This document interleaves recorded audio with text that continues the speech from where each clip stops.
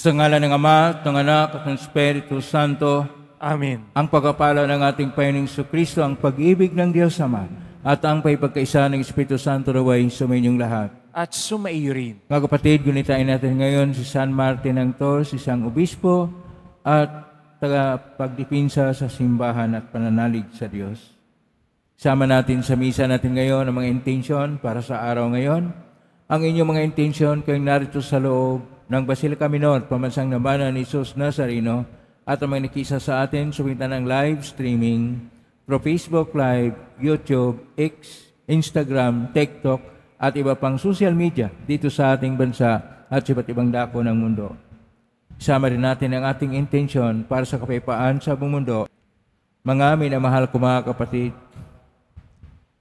sa sulat ni San Pablo kay Tito ay kanyang ipinapahayag kung paano yung mga lingkod na namahala sa simbahan na mamuhay sa matuwid. At sa ating Ebanghelyo ni San Lucas, ang ating Panginoon ay nagsasabi na una, kailangan na huwag magawa ng mga iskandalo, magkaroon ng pagpapatawad sa bawat isa at mamuhay sa pananalig sa Diyos. Sa buhay natin kung minsan tayo ay nagkukulang sa ating pagsasaksi, sa ating pananalig o panampalataya, at dahil dito, dahil sa ating kahina at karapukan, tayo nangailangan ng patawad ng Diyos. Kaya dumulog po tayo sa mga Panginoong nagpapatawad ng lubos.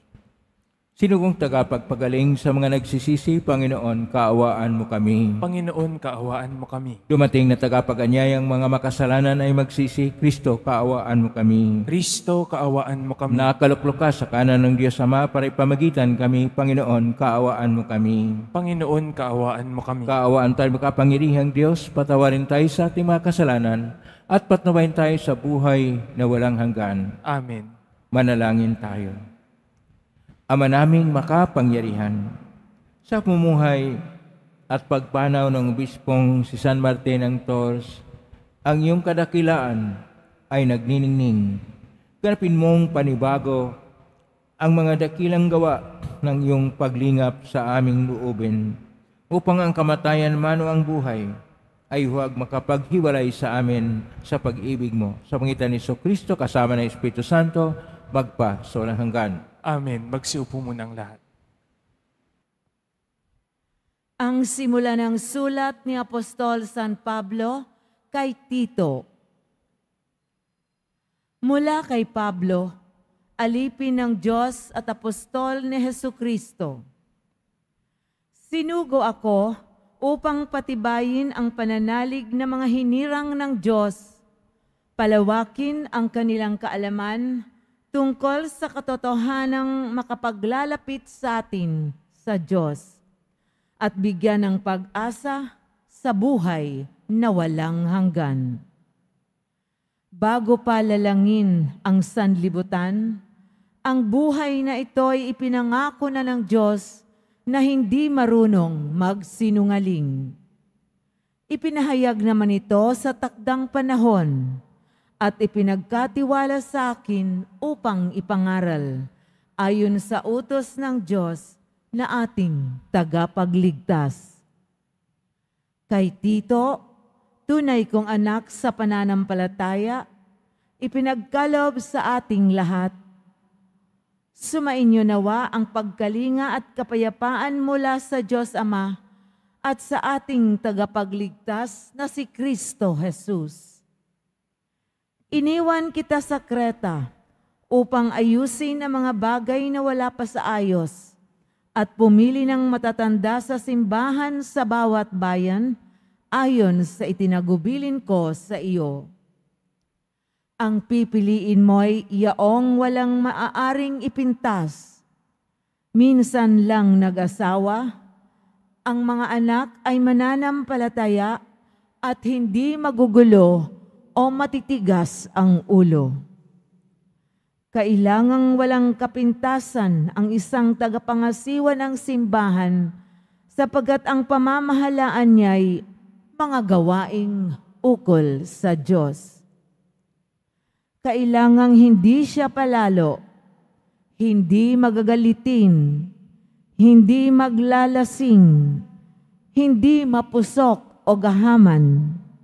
Bukas ang tahanan, maibigin sa kabutihan, may sariling bait, tapat makitungo sa kapwa, masunurin sa Diyos at marunong magpigil sa sarili. Kailangang matatag siyang nanghahawak ng tunay na aral upang ito'y maituro sa iba at maipakilala ang kamalian sa mga sumasalungat dito. Ang salita ng Diyos. Salamat sa Diyos. Panginoon, ang bayan mo ay dumudulog sa iyo. Panginoon, ang bayan mo ay dumudulog sa iyo. Sa buong daigdig, lahat ng naroon, may-ari ang Diyos, ating Panginoon. Ang mundo'y natayo at iaong sandigay, ilalim ng lupa, tubig kalaliman. Panginoon, ang bayan mo ay dumudulog sa iyo. Sino ang marapat umahon sa burol? Sa burol ng poon, sino ngang aahon? Sinong papayagang pumasok sa templo? Sinong tutulutan na hindi sumamba sa Diyos-Diyosan, tapat sa pangako na binibitiwan? Panginoon, ang bayan mo ay dumudulog sa iyo. Ang Panginoong Diyos, pagpapalain siya, ililigtas siya at pawawalang sala. Gayon ang sinumang lumalapit sa Diyos, ang silang lumalapit sa Diyos ni Jacob. Panginoon, ang bayan mo ay dumudulog sa iyo. Magsitayo na po ang lahat.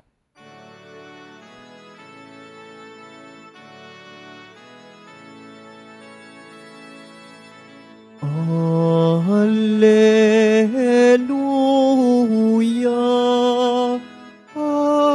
Alleluia, Alleluia,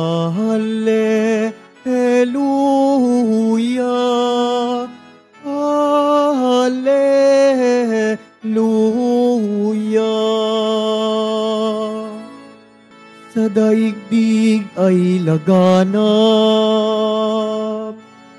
liwanag na sumisikat,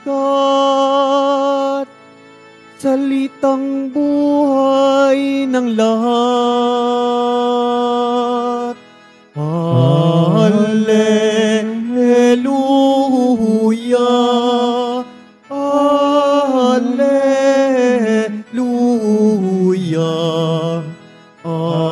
Alleluia, Alleluia.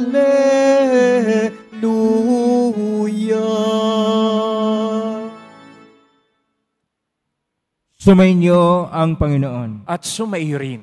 Ang mabuting balita ng Panginoon ayon kay San Lucas. Papuri sa iyo, Panginoon. Noong panahong yon, sinabi ni Jesus sa kanyang mga alagad, hindi mawala kahit kailan ang mga sanhi ng pagkakasala. Ngunit nakapangilabot ang sasapitin ng taong panggalingan nito. Mabuti pa sa kanya ang bitina ng isang malaking gilingang bato sa liig at itapon sa dagat, kaysa maging sanhi ng pagkakasala ng isa sa maliliit na ito. Kaya't mag-ingat kayo. Kung magkasala ang kapatid mo, pagsabihan mo, at kung siya'y magsisi, patawarin mo. Kung makapito siyang magkasala sa iyo sa maghapon, at makapito ring lumapit sa iyo at magsabing, nagsisisi ako, patawarin mo. Sinabi ng mga apostol sa Panginoon, dagdagan po ninyo ang aming pananalig sa Diyos.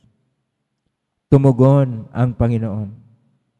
Kung maging sinlaki man lamang ng butil ng mustasa ang inyong pananalig sa Diyos, masasabi ninyo sa puno ng sikumorong ito, mabunot ka at matanim sa dagat, at tatalima ito sa inyo.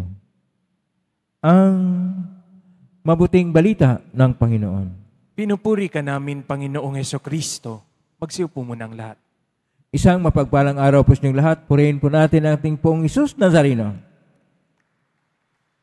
Nasa Lunes tayo ng ika-32 na linggo sa karang panahon ng pangalawang taon ng ating pagdiriwang.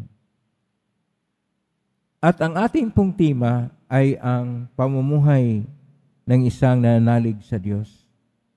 Sa ating unang pagbasa sa sulat ni San Pablo kay Tito, Kapitulo 1, versikulo 1 hanggang 9, ay tinuturo ng ating unang pagbasa ang tungkol sa mga lingkod ng simbahan. Ang mga lingkod, maaring obispo, maaring mga laiko, lahat po ay may tungkulin na una sa lahat, mamuhay ng matuwid. Kapag ka isang lingkod, dapat mayroon lang isang asawa. Ang mga anak ay nadisiplina. Ang buhay ay matuwid at walang kampintasan.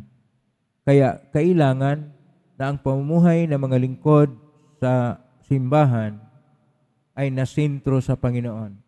Kaya nga, kailangang alamin natin na napakahalaga ang malaliman na ugnayan sa mga lingkod, ang buhay panalangin, at magsabi, ayon pa sa ating Salmo 23, versikulo 6, Panginoon, ang bayan mo ay dumudulog sa iyo. Sa ating Ebanghelyo naman ni San Lucas, Kapitulo 17, versikulo 1 hanggang 16, ang pamumuhay na matuwid ng isang lingkod ng Diyos ay mayroon pong 3 gawain. Una, na gagawa ng paglilingkod na masinop at iwasan ang maging sanhi ng pagkakasala o ang tawag dito, skandalo. Pangalawa, na handang magpatawad sa kanyang mga kasamahan at sa kanyang kapwa. At pangatlo, ang pagkaroon ng taimtim na pananalig sa Diyos. Unahin po natin ang pag-iwas ng paggawa ng skandalo. Malaking problema ngayon sa ating simbahan ang mga skandalo na ginagamit ng mga kalaban ng simbahan upang masara ang iilan sa mga mahalagang napaka-importante na mga katedral at mga simbahan sa western part ng ating mundo. Sa Estados Unidos, sa Europa, at sa iba pang dako na mayroong mga grupo na kumontra sa simbahan dahil sa tinatawag na skandalo. Hindi po dapat yan mangyari sa atin ngayon dito sa ating bayan upang maipahayag na ang lahat ng mga naglingkod at ang mga namumuno sa simbahan ay nagpapahayag ng mithiing Kristiyano. Pangalawa, yung tinatawag na pagpapatawad sa kapwa. Napakahirap pong sabihin na kuminsan tayo na isang Kristiyano ay siya pang mahirap magpatawad ng kanyang kapwa at naghihigante. Marami pong mga nasira dito na mga komunidad, mga pamilya o mga tahanan dahil sa ating kakulangan ng pagpakumbaba, kabukasang loob, kabutihang loob, at handang magpatawad ng ating kapwa. Wala namang tao na perpekto dito sa mundo. Tayong lahat ay mga mahina, marurupok, at hindi perpekto. Kailangan tayong umunawa din sa ating kapwa at handang magpatawad sa isa't isa. Sa ating pagpatawad sa isa't isa, atin pong napahayag na mayroong Diyos na una sa lahat, nagpatawad sa atin kahit hindi tayo karapat-dapat na patawarin dahil sa ating mga kasalanan. Ang kinakailangan po natin ay ang pagkaroon ng pananalig sa Diyos. Kaya dalawa po ang mahalaga na mga salita na dapat nating dalhin sa ating buhay bilang nananalig. Pagpapatawad at pananalig. Ang pagpapatawad sa salitang Hebreo ay salak.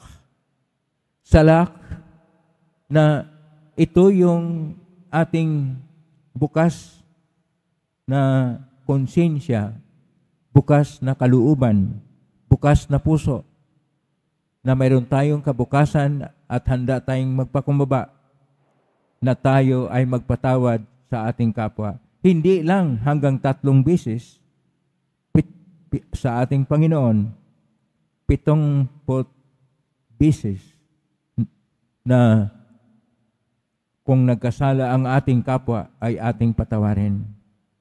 At ang pangalawa na dapat nating isabuhay ay ang pananalig. Kung ang salak sa salitang Koinoko na Grigo, sapagkat ang atin pong Ebanghelyo ni San Lucas ay nakasulat sa Koinoko na Grigo sa original, ang salak ay sigkoro, na nasali naman sa Latin na binyam dari. Ang pagpapatawad ay mahalaga upang tayo ay mamuhay sa ating pananalig. Hindi po tayo maaring mananalig sa Diyos kapag kulang tayo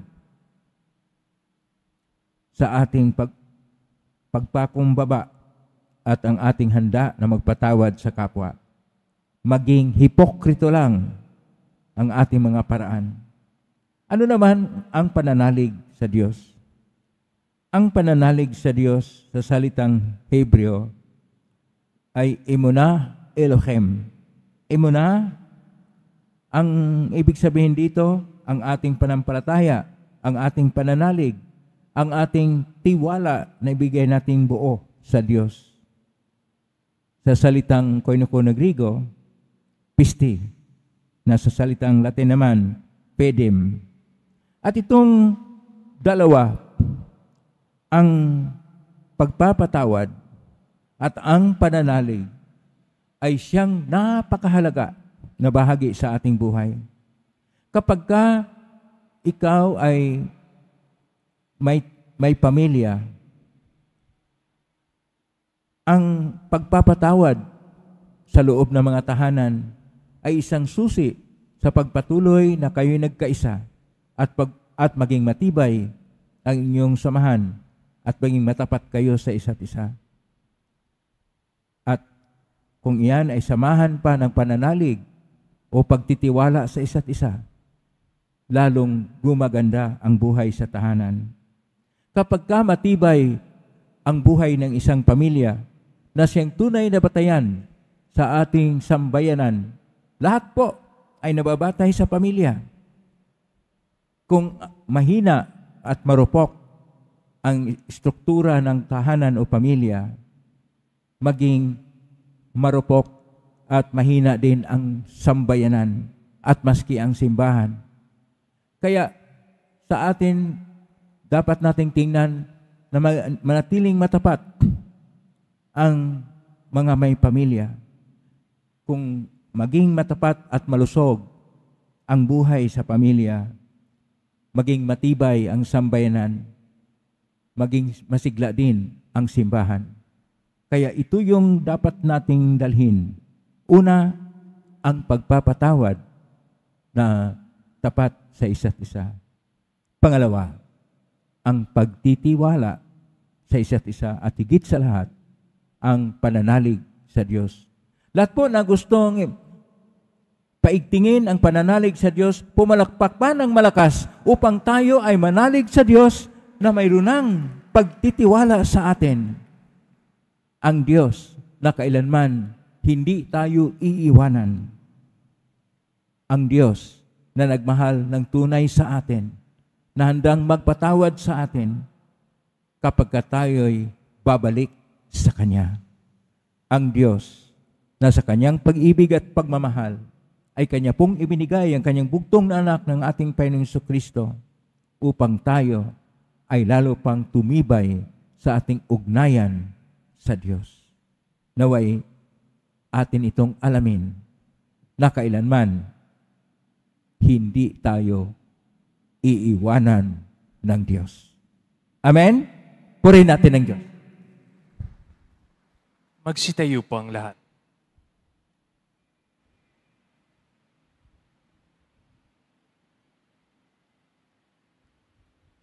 Minamahal ko mga kapatid, itinuturo ng ating guro na ang kahulugan ng pagiging alagad ay ang radikal na pagtatanggal sa kasamaan.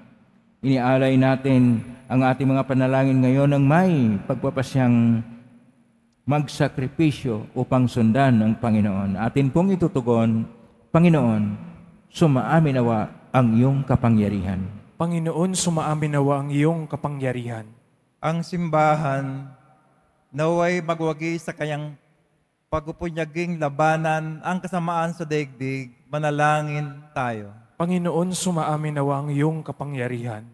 Ang Kristiyanong sumasampalataya naway magkaroon ng tapang na magsalita at kumilos laban sa kasamaang sumisira ng ating lipunan, manalangin tayo. Panginoon, sumaamin nawa ang iyong kapangyarihan.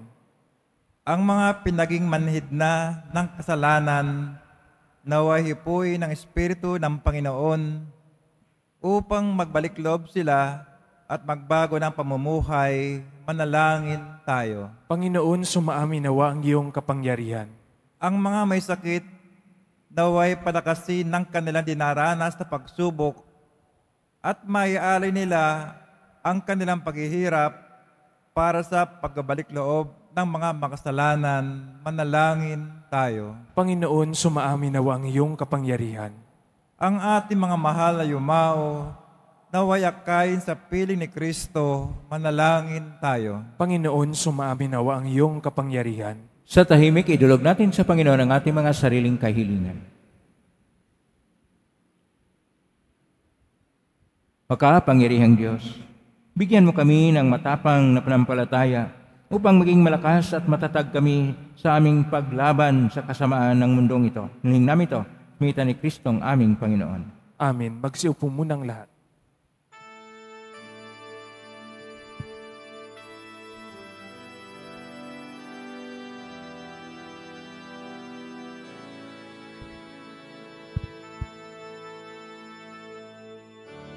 Aming alay sa iyo, Panginoon. Ang tinapay at alak na iyong kaloob upang gunitain ang iyong buhay na inialay nang tayo'y magdiwang bilang isang sambayanan.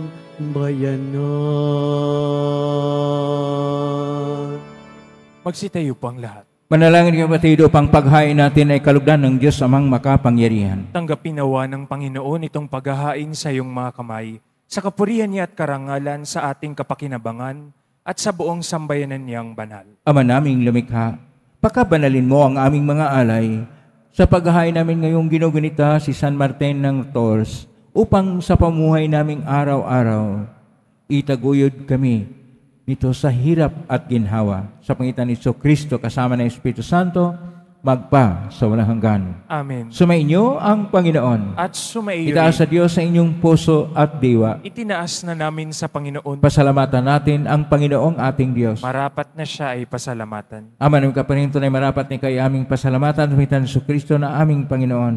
Ngayong San Martin ng Tours ay pinarangalan ng pamumuhay niyang totoong uliran at pagiging maasahan sa panungkulan kay Jesucristo na masahan sa katapatan ay inihayag sa pangasiwa sa sambayanan.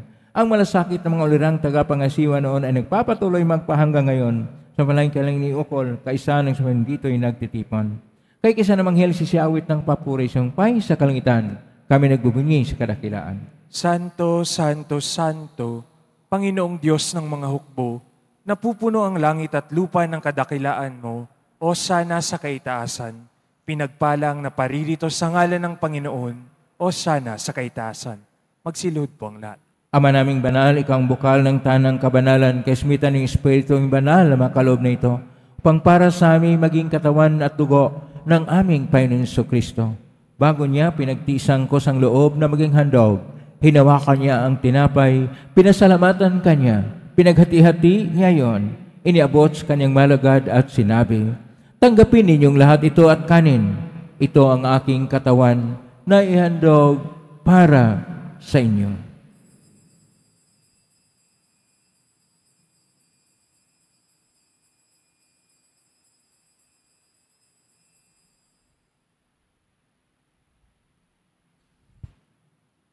Gaynaman matapos ang hapunan, hinawakan niya ang kalis, muli kanyang pinasalamatan.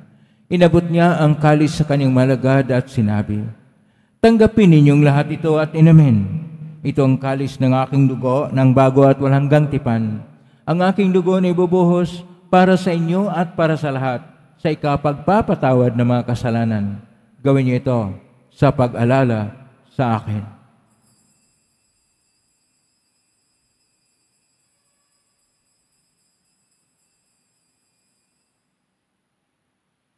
Magsitayo na po ang lahat. Ang misteryo ng pananampalataya. Si Kristo'y namatay, si Kristo'y nabuhay, si Kristo'y babalik sa wakas ng panahon. Ama, ginagawa namin ngayon ang pag-alalas, pagkamatay, tuwing pagkabuhay ng anak at naaray namin sa iyo, ang tinapay na nagbibigay buhay at ang kalis na nagkakaloob ng kaligtasan. Kami nagpapasalamat dahil kami narapat na tumayo sa harap mo para maglingkod sa iyo. Isinasamo namin kami magsasalo-salo sa katawan at dugo ni Kristo ay mabuklod sa pagkakaisa sa pamagitan ng Espiritu Santo. Amalingapin simbahang laganap sa buong daigdig. Pususin mo kami sa pag-ibig, kaisa ni Francisco na aming Papa, at ni Jose na aming Obispo, at ng Tanang Kaparian. Alalahanin mo rin mga kapatid namin na himlahin, may pag-asang sila'y muling mabuhay, ganyan ang lahat ng mga pumanaw. Kaawaan mo sila at patuloyin sa iyong kaliwanagan. Kawan mo dapatin kaming lahat na makasalo siyang buhay na walang wakas, kaisa ng Mahal na Birhen Maria na Ina ng Diyos, ng kabiyak ng puso niya ni San Jose, kaisa ng mga apostol, ni San Martin ng Tor, ni San Roque, ni San Lorenzo Reyes de Manila, ni San Pedro Calungsod at ng lahat ng mga banal na namuhay dito sa daigdig ng kalugod-lugod sa iyo, maipagdiwang nawa namin ang pagpupuri si karangal mo sa pangitan ng anak na aming Panginoong Jesucristo. Sa pamamagitan ni Kristo, kasama niya at sa Kanya, ang lahat ng parangal at papuri ay sa iyo, Diyos Amang makapangyarihan, kasama ng Espiritu Santo, magpasawalang hanggan.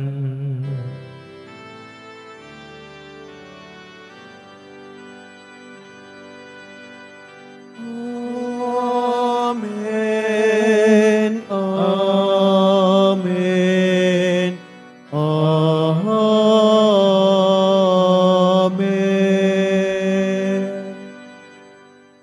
Sa tagubilin, magaling na utos sa turo ni Jesus na Panginoon natin at Diyos, ipahayag natin ng lakas loob.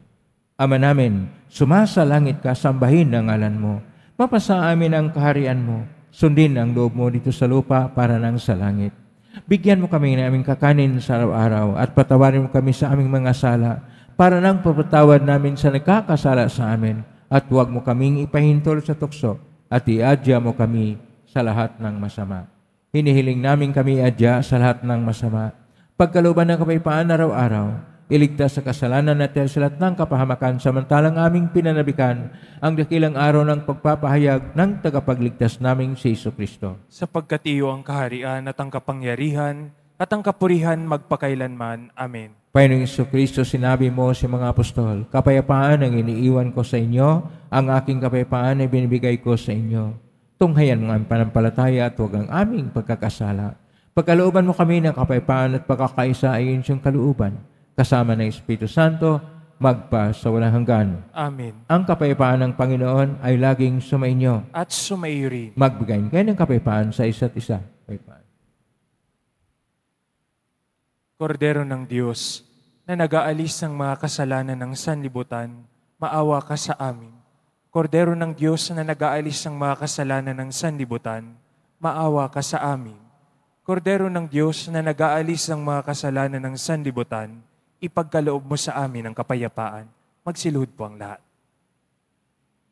Ito ang kordero ng Diyos. Ito ang nag-aalis na mga kasalanan ng sanlibutan. Mapalad ang mga inaanyayahan sa piging ng kordero. Panginoon, hindi ako karapat-dapat na magpatuloy sa iyo, ngunit sa isang salita mo lamang ay gagaling na ako. Katawan ni Kristo. Amen.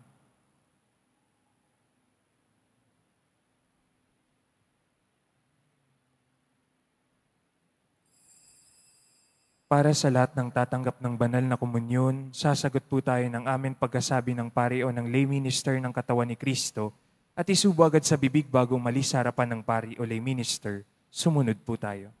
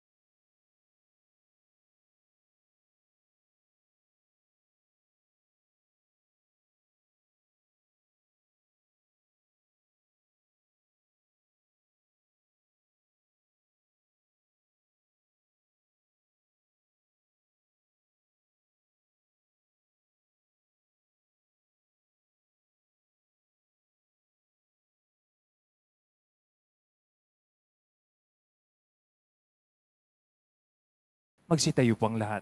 Manalangin tayo.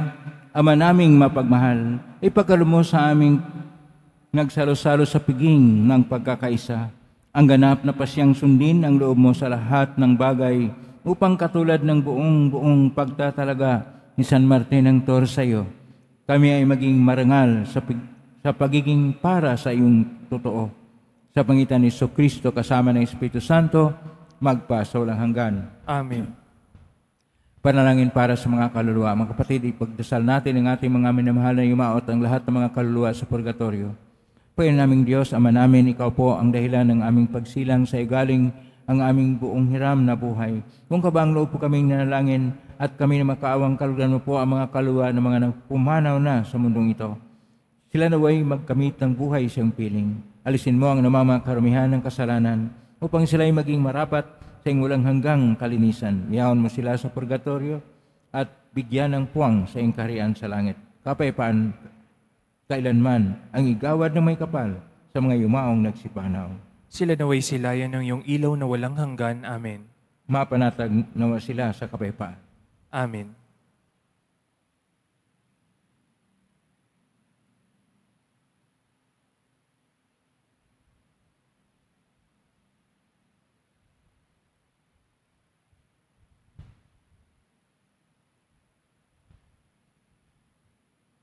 Maraming salamat po sa inyong pagdalaw sa tahanan ng ating pong Isus Nazareno. Kayo may narito, kayo may naugnay sa iba't ibang social media platform na cross-posting sa iba't ibang paraan na ang inyong panalangin ay dinggay ng pong Isus Nazareno. Salamat po sa lahat, nagbigay ng tulong at donasyon sa Quiapo Church sa makatulong tayo sa kapwa natin mahirap at nangangailangan. Salamat po sa inyong tulong. pagpalain kayo ng Panginoon Diyos. Salamat sa lahat ng mga naglilingkod ngayon. Pagpalain kayo lagi ng poong Jesus Nazareno. Palakpakan po natin lahat ng mga naglilingkod, lahat ng narito, lahat ng naugnay sa atin, lahat ng tumutulong sa atin. Naway ang Diyos ay magpapala sa inyo ng biyayang siksik, liglig at nag-uumapaw.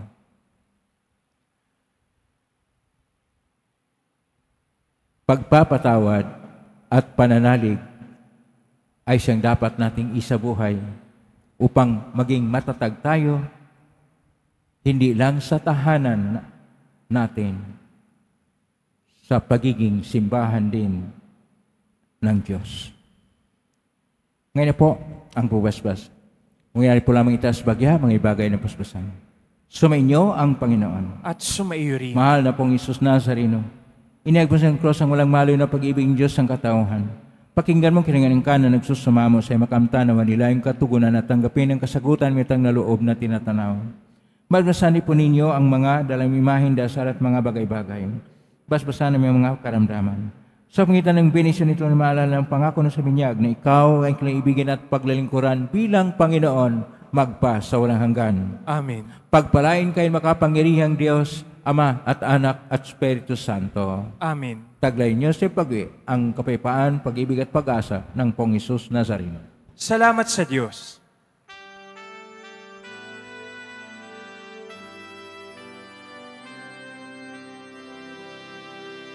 Nuestro Padre Jesus Nazareno, sinasamba ka namin. Pinipinto ka namin, aral mo ang aming buhay at kaligtasan.